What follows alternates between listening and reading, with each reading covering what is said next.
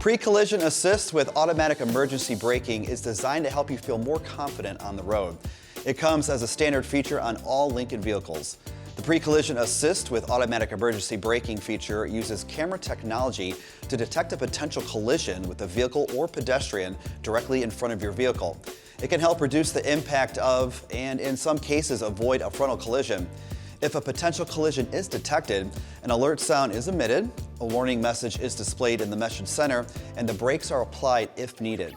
Pre-collision assist cannot be turned off, but you can select the level of sensitivity for the alert setting. To adjust the sensitivity setting, select Settings from the center touchscreen, then Driver Assistance, Pre-collision Assist, and Alert Sensitivity, and set it to low, normal, or high based on your individual preference. The alert sensitivity will not change when you restart the vehicle. It will remember and use the last setting. Thank you for watching.